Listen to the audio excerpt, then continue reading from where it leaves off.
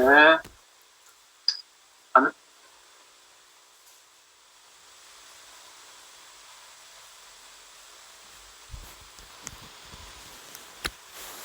네.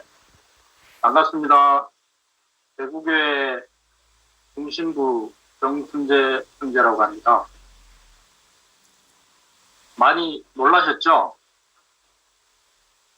제가 더 놀랐습니다. 네. 어떻게 저 같은 사람을 이렇게 목사님이 서셔야 하는 자리에 세우시는지 정말 두렵고 떨리는 마음으로 자리에 서게 되었습니다. 근데 두렵고 떨리지만 이 잔을 제가 피하면 안 되겠다는 생각이 들더라고요. 왜냐 그러면 이 자리에서 제가 누군지를 제 정체성을 분명하게 선포하지 않으면 제가 계속 밀리겠구나, 이 전쟁에서. 그런 생각이 들어서 내 자신이 누군지 분명하게 표현하라고. 저처럼 이렇게 부끄러움 많고 남 앞에 나서기 이렇게 부끄러워하는 사람, 천연적인 사람인데 그런 사람의 대표자로서 세우신 게 아닌가, 그런 생각이 들었습니다. 그 제목을 지금은 천사와 사람의 상속 전쟁 중이라고 뽑아봤는데요. 제가 하나님이 주신 그 상속을 제대로 누리고 사용하지 못함으로 인해 가지고 모든 만물이 허무함에 허덕일 수밖에 없었는데 하나님이 사람을 상속자로 삼으셨다는 그 복음이 저한테 어느 날 들려왔습니다. 천사가 아니라 죽을 수밖에 없는 사람이 하나님의 상속자라는 그 복음이 들려와서 그 말이 너무 감동이 되고 너무 좋아서 저 자신의 모든 것을 다 잊어버릴 정도로 좋아서 이 자리까지 서게 될 것 같습니다. 자랑을 자꾸 하다 보니까. 본문 말씀을 그래도 조금 읽어야 될 것 같아서 마가복음 8장 38절에 채팅창에 올려놨는데요. 누구든지 이 음란하고 죄 많은 세대에서 나와 내 말을 부끄러워하면 인자 사람의 아들도 아버지의 영광으로 거룩한 천사들과 함께 올 때에 그 사람을 부끄러워하리라. 그리고 히브리서 2장 9절에 오직 우리가 천사보다 잠시 동안 못하게 하심을 입은 자 곧 죽음의 고난 받으심으로 말미암아 영광과 존귀로 관을 쓰신 예수를 보니 이를 행하심은 하나님의 은혜로 말미암아 모든 사람을 위하여 죽음을 맛보려 하심이라. 이렇게 되는데요. 가을 집회 때 목사님께서 교회에 하나님의 경륜이 구약에서 신약으로 바뀌었음을 이제 선포하셨습니다. 죽지 않은 천사가 하나님의 상속자가 아니라 죽을 수밖에 없는 사람이 모든 피조물을 포함한 하나님의 상속자라고 선포를 하셨습니다. 근데 그 죽을 수밖에 없는 그 예수 안에 그 새 피조물이 발생을 하더라는 거죠. 죽을 수밖에 없는 그 예수 안에. 그래서 그 예수를 보면 볼수록 나 자신이고 그 예수가 나인 것이 확인돼서 계속 그것을 표현하다 보니까 나를 근원으로 이끌고 하나님이 사람을 지으시고 심히 기뻐하셨다는 그 사실 안으로 나를 이끌고 하나님이 기뻐하고 사랑하는 상속자로 나를 이끌어 가셨습니다. 그래서 내가 사람인 것이 이렇게 복되고 감동적인 일이었나, 이렇게 말할 수밖에 없도록 자리를 옮기시더라고요. 그래서 이 시대가 정말 존재가 점점 소용없어지는 시대잖아요.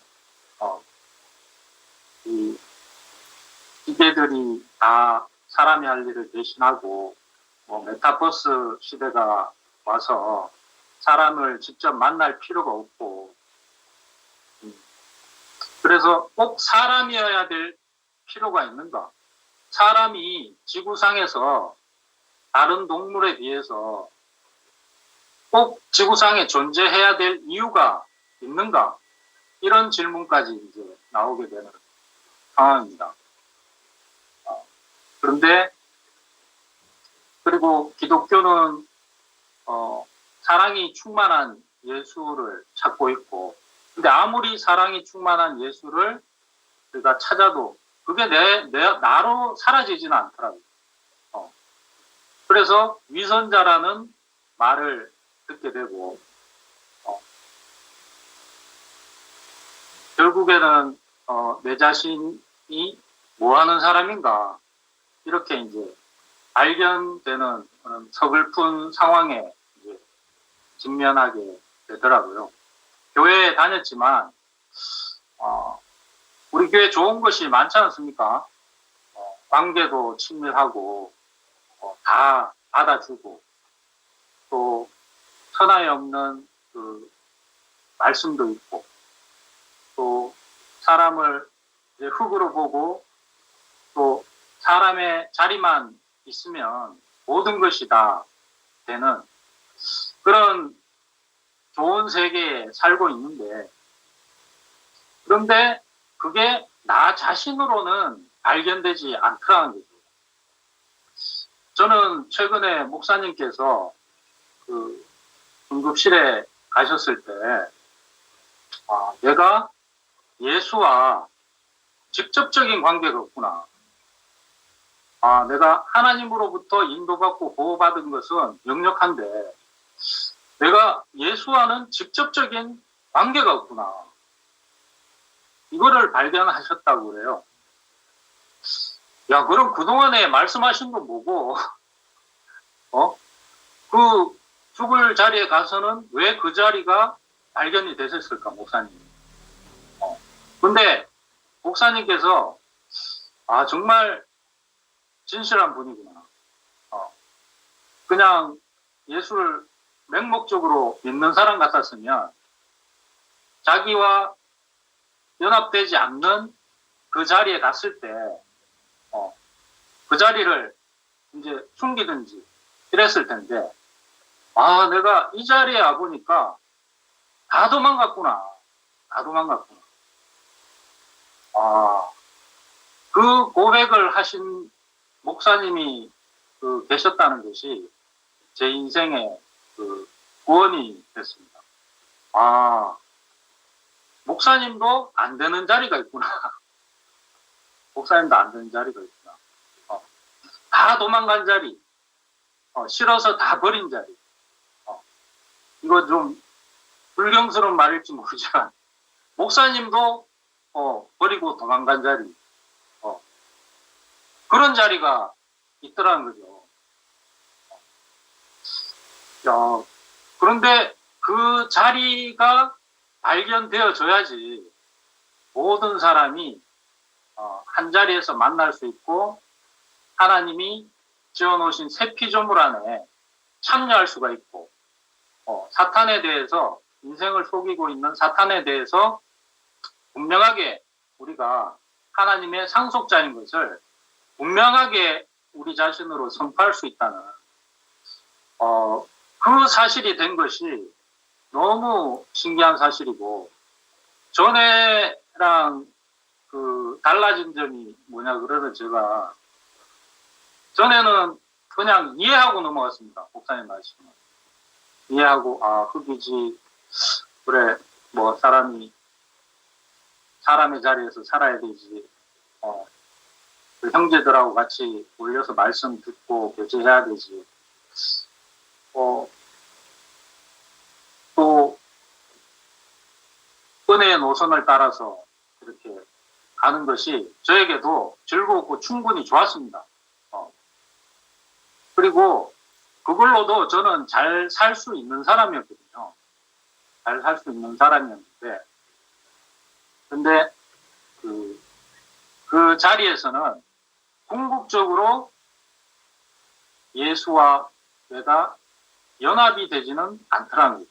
어떤 행위와 해석 사이에서 간격이 생겨버리더라고요.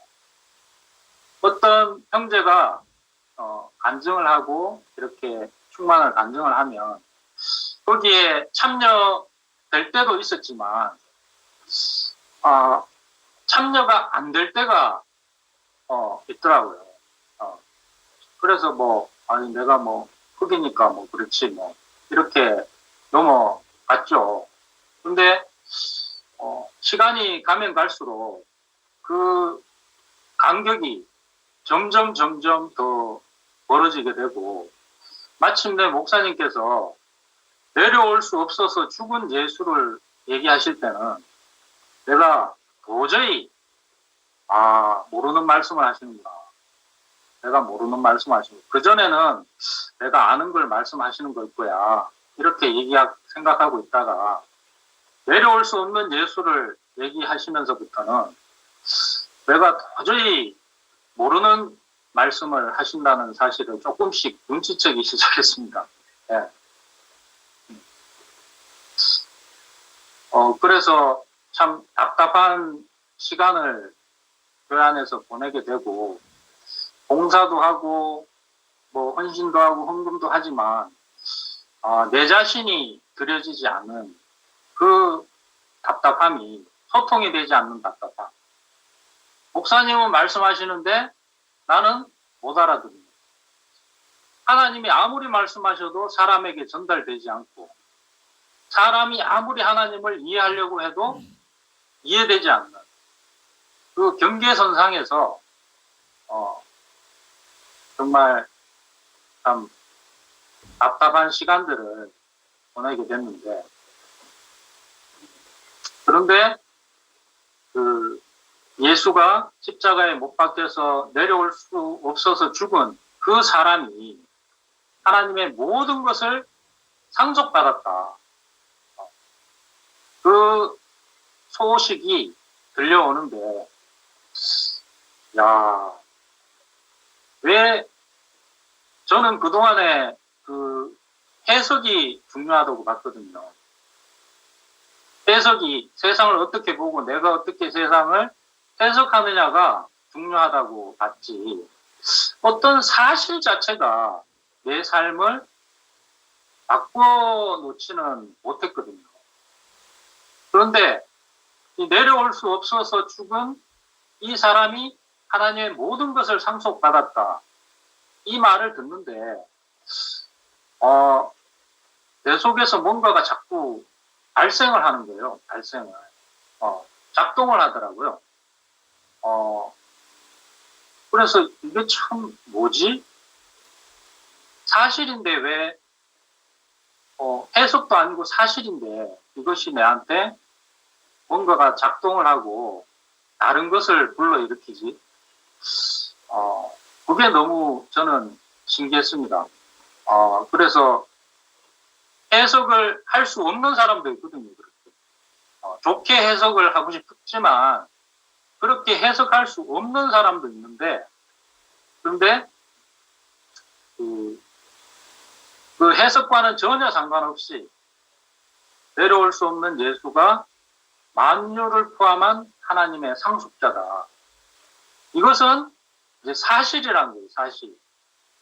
내려올 수 없으니까 어떤 개도 돼지도 매달아 놓으면 내려올 수 없잖아요. 그러니까 그 사람 안에서, 내려올 수 없는 사람 안에서 만유를 다 포함하게 되잖아요. 근데 그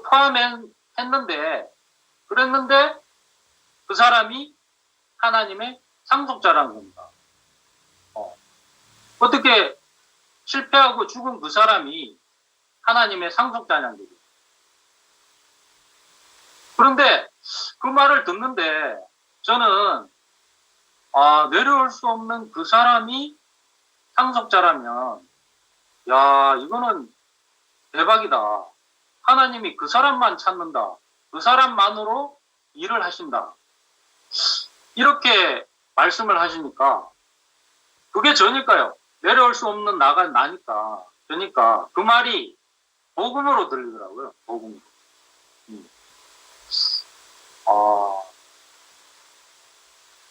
그래서 이 존재가 답이 될 수 없는 이 시대에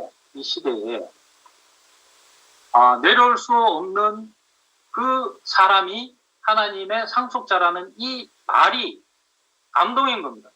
감동이고 이 존재에서 모든 것이 발생하고 있다는 것이죠. 새하늘과 새 땅이 이 사람에게서 발생하고 있고 참 사람이 이 사람에서 발생하고 있고 오해되지 않는 참 하나님이 이 사람 안에서 표현되어지고 있더라는 거죠.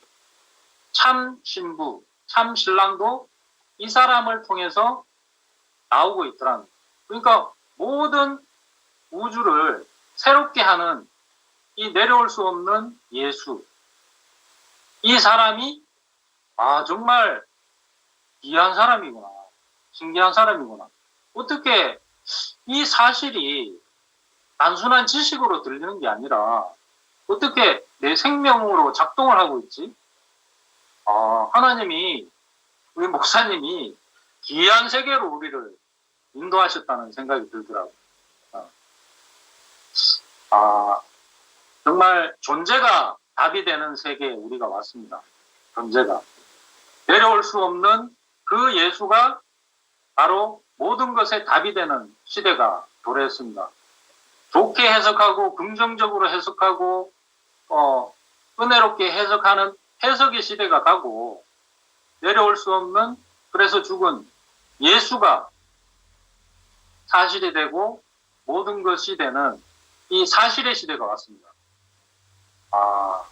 이거는 뭐 지식이 있냐 없냐, 건강하지 않냐 않냐 이런 문제가 아니라 만유를 다 그 사람 안에 포함시켜 버리잖아요. 네. 그래서 이 사람이 어떻게 우리에게 인식되게 됐는가? 왜 사람은 다 죽는데 예수의 죽음이 왜 이런 효력을 발생하는가 우리한테?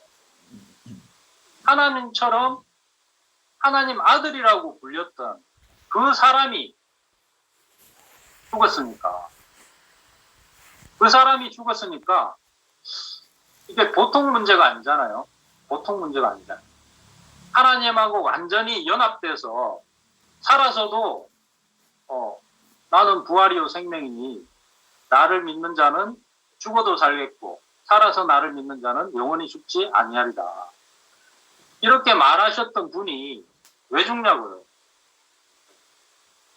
그 사람이 어찌하여 나를 버리셨습니까 하고 죽어버렸단 말이에요. 그러니까 그 전에 알아왔던 모든 하나님이 그 사람이 죽음으로 인해서 끝나버리더라고요. 완전히 멘붕 상태가 되고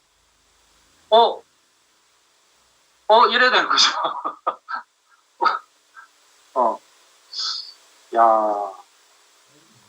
그래서 모든 것을 끝내신 것은 옛 세계를, 옛 하늘과 옛 땅을 끝내신 것은 새 하늘과 새 땅을 주기 위해서 끝내시더라고요. 우리는 그 안에서 어쩌든지 버티면서 살아보려고만 생각했지 끝내려고는 생각도 못 해봤거든요. 끝내려고. 근데 이 사실을 제 주위에 있는 사람들한테 얘기를 하니까 예수가 죽었다. 그래서 우리가 그 안에 포함됐다. 그래서 우리가 하나님의 상속자다. 그래서 어쩌라고. 이런 반응이더라고요, 다들. 네. 그래서, 어쩌라고. 죽었는데 어쩌라고. 네. 근데 그 말이, 어쩌라고라고 하는 그 말이 누구한테 해서 나온 말이냐는 거죠. 하나님이 준 말인지 천사가 조롱하는 말을 자기 말로 하고 있는 건지. 예. 행위나 생각은 근원지가 여러 가지일 수 있지만 존재는 근원지가 딱 두 가지밖에 없더라고요. 하나님으로부터 받은 건지 천사가 조롱하는 말을 자기 말로 하는 건지. 그러니까 천사가 죽으면 끝 아니냐. 하는 사탕에 조롱하는 말이 너무 합리적이고 상식적이고 매력적이라서 너무 그럴듯해가지고 그 말을 자기 말처럼 했더라고요. 저도. 어쩌라고 하는지. 근데 내려올 수 없는 예수가 만유를 포함한 하나님의 상속자고 그것이 바로 너 자신이다. 이 말 하나면은 게임이 끝나는 겁니다. 그 말 자체가 감동 자체더라고요. 근데 어쩌라고. 현실이 변한 게 없지 않느냐. 내한테 혜택이 없고 내한테 아무것도 발생하고 있지 않지 않느냐. 이렇게 말할 수밖에 없는 게 사람이더랍니다. 그런데 우리가 내려올 수 없는 그 예수, 흙에다가 그 상속자로 축복하신 하나님이 딱 결합하면 이거 완전 살아있는 거 아닙니까? 예? 막 발생을 합니다. 생명이 발생을 합니다. 사업이 막 번창합니다. 생명사업이 막 번창합니다. 하나님이 지어 놓으신 모든 만물이 다 자기를 자랑하고 있거든요. 새도 자랑하고 꽃도 자랑하고 나무도 자랑하고 하늘도 자랑하고 땅도 자랑하고 다 자기를 부끄러워하지 않고 자랑하고 있어요. 근데 사람만 자랑을 못 하더라고요. 나 죽는데, 나 부족한데. 그 천사가 던진 그 말에 주눅 들고 그 말이 자기 말인 것 같아서 자기 말처럼 하고 있는 거죠. 그러니까 천사의 성육신인 거죠. 천사 대신 우리가 그 말을 하고 있었던 거죠. 어쩌라고. 왜 자랑할 수 없었나? 왜 내려올 수 없는 그 예수를 자랑할 수 없었나? 부끄러우니까. 내려와서 뭔가 하나님 아들인 걸 보여줬으면 좋겠는데 그냥 죽어버리니까 부끄러우니까 내가 내 스스로를 하나도 바꿀 수 없으니까 그게 부끄러워서 예수를 내 자신을 부끄러워하기 이전에 내려올 수 없는 그 예수를 나는 근원적으로 부끄러워하고 있는 사람입니다. 하나님은 내가 온전한 것 같이 너희도 온전해라 이런 말씀 하셨잖아요. 어느 자리에서 우리가 완전해질 수 있나? 나 사람이니까 뭐 온전하지 뭐 사람으로서 온전하지 뭐 이렇게 되면은 그 속에 그 뒤에 무슨 소리가 들리냐 그러면 그래 뭐 네가 사람이지 뭐 별 수 있어 이 사탄에 조롱하는 소리가 들리는 겁니다. 근데 내려올 수 없어서 죽은 그 사람이 하나님의 상속자라는 이 하나님이 말씀하신 이 사실이 우리에게 들려오기 시작했다는 거예요. 내려올 수 없어 죽은 그 사람이 만유를 포함한 하나님의 상속자다. 이 말을 하면 할수록 저 자신이 새로워지는 것 같아요. 이게 무슨 주문도 아닌데, 제가 그동안 너무 속고 살아서 그런지, 이 말을 할 때마다 감동이 밀려오죠. 그래서 교회 안에서 뭐 어떤 사람을 보면은 저 사람은 교회 오래 다녀서 그런 말을 하는 걸 거야. 저 사람은 목사님과 친해서 그런 걸 거야. 저 사람은 먹고 살 걱정이 없으니까 그래 말하는 걸 거야.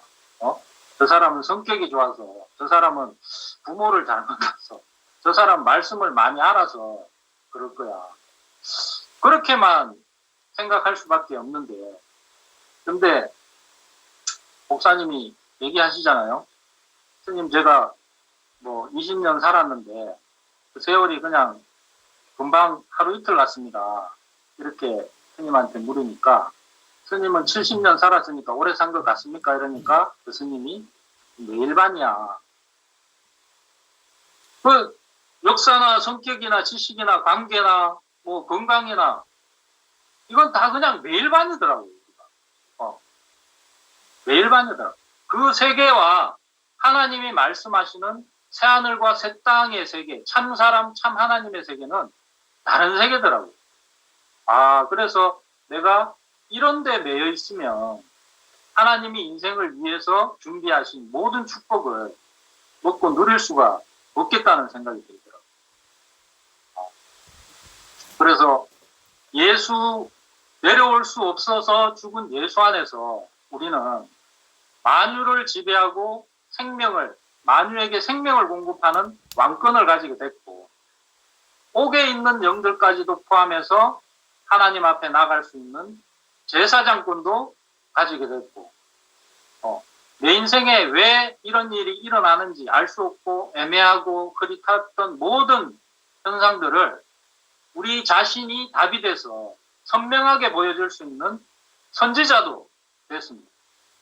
그러니까 만유를 원위치로 창조의 축복 안으로 회복시키고 더 나아가서 하나님 아들의 영광에 참여하게도 할 수 있는 것이 이제 사람이라는 거죠. 우리 자신이라는 거죠. 그러니까 사람의 위치가 얼마나 중요한지 모르겠어요. 이 사람으로 우리 자신을 인식하게 되면 될수록 우리는 점점 더 인생을 복되고 당당하고 풍성하게, 옹색하지 않고 풍성하게 살아갈 수 있게 되더라는 거죠. 또 이건희 회장이 마누라 자식 빼고 다 바꾸라고 프랑크푸르트 선언인가 그렇게 얘기했던데, 우리는 내려올 수 없어서 죽은 이 예수로 내 자신도 바꾸고 온 우주를 바꿔야 되겠구나. 바꾸려고 노력할 필요도 없어요. 그냥 바뀌어요. 그렇게 바뀌어요. 이게 획일화시키는 게 아니라 나는 더 나다워지고 사람은 더 사람다워지고 만물은 그 하나님으로부터 받은 그 생명을 더 선명하게 노래하고 자랑할 수 있게 되더라는 거죠. 그러니까 십자가에 못 박혀서 내려올 수 없는 그 예수가 바로 천사를 완전히 따돌리는 그런 절묘한 하나님의 지혜가 됐던 겁니다. 요즘 삼성이 초격차 전략을 내세우고 있거든요. 초격차 전략이 뭐냐 그러면 연구개발 투자를 경쟁업체가 따라올 엄두가 안 나게 포기하게 만들 정도로 해버리는 게 초격차 전략입니다. 그러니까 다 버리고 도망간 죽은 예수에 하나님이 그 사람에게 전 재산을 다 투자할 줄 천사는 몰랐던 거죠. 하나님이 몰빵한 거죠. 죽은 그 예수한테. 왜 그 사람한테 몰빵을 했느냐? 그 사람이라야지 만유를 포함하고 하나님을 대신해서 만물을 축복할 수 있는 사람이고 만물을 회복시킬 수 있는 사람이기 때문에 그 사람에게 다 투자한 겁니다. 다 투자한 겁니다. 사람에게 다 투자한 겁니다. 그러니까 천사가 학을 띠는 거죠. 저 죽을 수밖에 없는 사람한테 하나님이 자기한테 상속 안 하고 그 죽을 수밖에 없는 사람한테 다 상속을 해버리니까 이건 뭐 천사도 되는 거죠. 그래서 요즘은 강아지가 멍멍하는 거나 참새가 짹짹하는 거나 사람이 내려올 수 없어서 죽은 예수가 만유를 포함한 하나님의 상속자라고 하는 거나 이게 같은 거구나. 사람이 할 수 있는 말은 그 말밖에 없구나. 그 말밖에. 표현은 다 다양할 수 있겠지만 내용은 이것밖에 없겠구나. 참새나 개는 자기가 그렇게 멍멍하고 짹짹거리는 거를 지겨워하거나 부끄러워하지 않거든요. 그런데 사람은 이 말을 하는 게 부끄러웠어요, 저는. 저는 부끄러워하는 줄도 몰랐는데 자세히 보니까 내가 부끄러워하고 자랑할 수 없는 사람이다. 근데 이 말은 하루 종일도 할 수 있겠더라고요. 왜냐하면 말할수록 나 자신이니까. 내려올 수 없는 나는 말할수록 나 자신이다. 말할수록 감동이. 내려올 수 없는 나가 부끄러워서 평생 살은 사람인데 이 사람에게 하나님이 만유를 상속하셨다니까. 제가 어떻게 안 기절해지겠습니까? 그게 거짓말이라고 하더라도 그 말 자체가 너무 좋더라고요. 너무 좋더라고요. 근데 그게 거짓말이 아니고 명확한 사실입니다. 명확한 사실. 여기서 절대로 후퇴하면 안 됩니다. 여기서 후퇴하면 우리가 우리 땅을 이제 내주게 되는 겁니다. 고스란히 내주게 되는 겁니다. 싸워보지도 못하고 내주게 되는 겁니다. 이 상속자 안에 모든 것이 발생하고 있습니다. 이 상속자 안에. 그러니까 우리가 어떤 말을 듣고 말씀을 듣고 이런 걸 들었는데 경험도 듣고 역사도 듣고 들었는데 그 들은 것이 내 안에 들어와서 내 생명이 돼서 나도 주체하지 못하게끔 나를 이끌고 가는 생명이 내한테 있느냐는 거예요. 모든 것을 발생시키는 그 생명이 내한테 있느냐는 거예요. 그 발생시키는 그 근원지가 없다면은 그건 다 가짜고 죽은 지식이더라고요. 생명이라고 부를 만한 것이 없더라고요. 예수에게서 생명이라고 부를 만한 것이 뭐가 있냐는 거죠. 죽을 수밖에 없는 그 예수, 내려올 수 없어서 죽은 그 예수만 우리의 생명이고 모든 것을 발생시키는 사람이더라고요. 와, 전율이 돋습니다. 우리가 얼마나 이 사람을 인식하지 못했던지, 이것이 얼마나 귀중한지 몰랐는지, 왜 이걸 몰랐을까? 왜 이 명확한 사실을 우리가 인식하지 못했을까? 제가 인식하지 못했을까? 너무 신기한 사건이 우리 교회 안에 일어났습니다.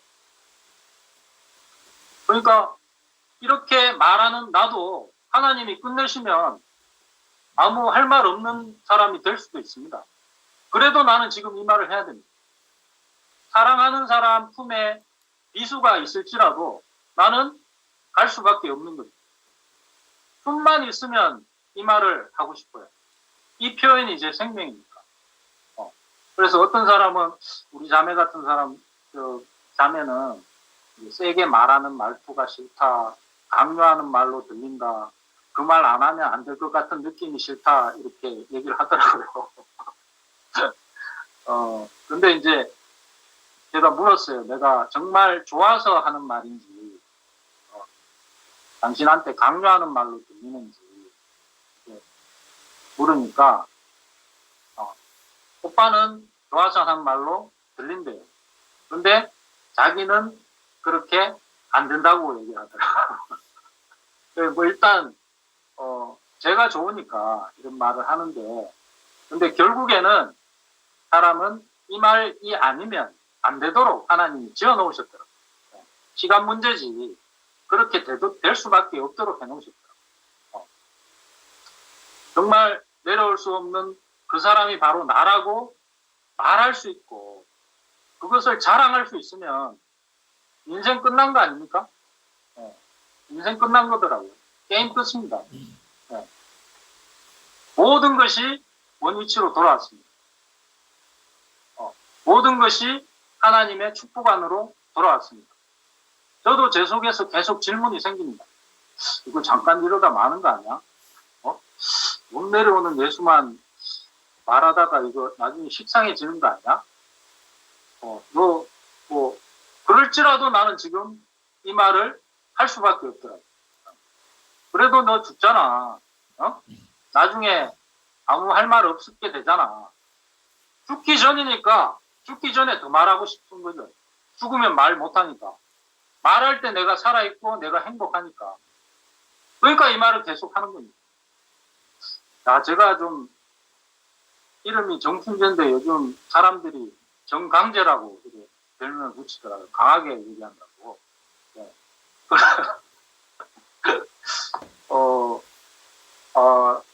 최대한 부드럽게 저도 얘기하고 싶은데 흥분하면은 제가 너무 좋아서 흥분하면은 좀 세게 얘기가 되더라고요. 이건 조금 이해를 해주시고 내려올 수 없는 이 사람 앞에서 저는 제 모든 것이 심판당했습니다. 제가 아는 지식, 내가 아는 성경, 내가 아는 역사, 내가 나라고 하는 거, 내 행위, 내 소유, 이것이 하나님이 주신 이 내려올 수 없어서 죽은 이 사람만 자랑하는 목사님 앞에서 완전히 심판당했습니다. 나는 내 아닌 걸로 하나님에게 들고 가서 나를 인정해 달라고 했던 사람입니다. 목사님 댁에 뭐 한약 가지고 이제 심부름 가면 왠지 뒤통수가 땡기는 겁니다. 내가 목사님 말씀을 깊이 못 알아듣는 것 같고, 내가 목사님 대신 살아야 되는데, 내가 목사님 대신해서 살 수가 없구나. 막 미안하고, 막 검사 앞에, 죄인처럼 그렇게 이제 안 먹고 가라 그래도 안 먹고 도망가고, 교회 안에 있으면서도 그랬다니까요. 내가 누군지 당당하게 인식하고 표현할 수 없으니까. 내가 교회 30년 있었는데도 그 자리가 인식이 안 되더라고. 인식이. 그러니까 이거는 역사의 문제나 경력의 문제가 아닌 거죠. 내려올 수 없는 이 사람이 당신 자신이고, 이 사람을 자랑할 수 있느냐 없느냐의 문제지, 교회 얼마나 다녔고 안 다녔고 이 문제가 아니에요. 지식이 많냐 적냐 이 문제가 아니에요. 정말 내가 가슴 뛰게 전할 수 있는 복음이 있나라는 자문을 던졌을 때 저는 이 복음을 듣기 전에 없더라고요. 정말 서글프게도 없더라고요. 교회 다니니까 몇 년인데 이 생명의 복음을 몰랐더라고요. 생명에 대한 지식과 경험은 생명 자체랑은 표현상 한 끗 차이인데 그 효력이 달라요. 효력이. 약효가 다르더라고요. 약효가. 이 죽을 수밖에 없는 이 사람이 만유를 포함하고 그 만유를 포함한 그 사람이 하나님의 상속자라는 거. 이 팩트 3종 세트. 이 3종 세트 꼭 기억하시기 바랍니다. 제가 말하고 싶은 건 이게 답니다. 이 생명이 있을 때, 이 상속자가 있을 때, 하나님의 모든 약속이, 언약이 우리한테 사실화되고, 사실이 되고, 우리 자신이 되고, 우리 소유가 되는 겁니다. 그리고 그 소유를 하나님 아들의 자격으로 사용할 수 있게 되는 겁니다. 예수에 대해서 생명이라고 말할 수 있는 게 뭐가 있겠습니까? 다 해석이고 신화적인 표현이고. 그런데 내려올 수 없어서 죽은 그 예수는 지금 만져지잖아요. 지금 나잖아요.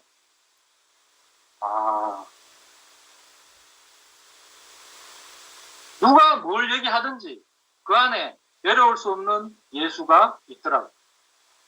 그걸로 바꾸면 돼요. 성전에 그 세겔로 바꾸듯이 바꾸면 되더라고요. 참 세상에서도 쓰이지 못하고 하나님에게도 쓰이지 못하고 쓸모없이 버려졌던 참 안타까운 제 인생을 정말 목사님이 이런 사람에게도 복음이 전달되게 하기 위해서 또 욕을 얻어 먹으면서까지 얘기하셨구나. 반복해서 얘기하셨구나. 그래서 고린도전서 13장 8절에 이 이 내용이 저는 그 전에 사랑장이잖아요. 그 사랑 대신에 전에 목사님이 생명이라고 바꿔서 읽으라고 하셨다고 그러더라고요. 생명. 근데 그 생명조차도 이 내려올 수 없는 이 예수를 상속자로 우리 자신으로 주신 것으로 바꿔서 읽으니까 와, 이 감동이 되죠. 고린도전서 13장 8절에 사랑은 가실 줄 모릅니다. 말씀을 받아 전하는 특권도 사라지고 이상한 언어를 말하는 능력도 끊어지고 지식도 사라질 것입니다. 공동번역입니다. 우리가 아는 것도 불완전하고 말씀을 받아 전하는 것도 불완전하지만 완전한 것, 우리를 상속자로 삼으신 것이 오면 불완전한 것은 사라집니다. 내가 어렸을 때는 어린이의 말을 하고 어린이의 생각을 하고 어린이의 판단을 했습니다. 그러나 어른, 상속자가 됐을 때는 어렸을 때의 것들을 버렸습니다. 우리가 지금은 거울에 비추어 보듯이 희미하게 보지만 그때 우리가 상속자가 됐을 때 가서는 얼굴을 맞대고 볼 것입니다. 지금은 내가 불완전하게 알 뿐이지만 그때 상속자가 됐을 때 가서는 하나님께서 나를 아시듯이 나도 완전하게 하나님을 알게 될 것입니다. 그러므로 믿음과 희망과 사랑 이 세 가지는 언제까지나 남아있을 것입니다. 이 중에서 가장 위대한 것은 사랑, 내려올 수 없어서 죽은 예수를 상속자로 우리에게 주신 것입니다. 그 사랑이란 말이 너무나 흔해져 버렸는데 너희가 서로 사랑하라. 내가 너희를 사랑한 것 같이 너희도 서로 사랑하라 그러셨거든요. 내가 너희를 사랑한 것 같이 내가 너희를 내려올 수 없는 예수를 상속자로 준 것 같이 나 자신을 너에게 준 것 같이 너희도 서로 그렇게 하라는 거죠. 그러니까 생명을 주고 살라고 하는 거죠. 사랑이 없는데 쥐어짜는 사랑을 하라는 게 아니라 사랑을 무지막지한 사랑을 근원지를 주면서 강물을 퍼담으면서 이걸로 퍼담아서 사람들 먹여라. 이렇게 하시니까 얼마나 공색하지 않고 풍성합니까? 사랑은 하나님이 상속자를 우리에게 주신 것입니다. 우리가 이 말을 우리말로 할 수 있다는 것. 너무 감동이고 너무 기적입니다. 주님을 찬양합니다.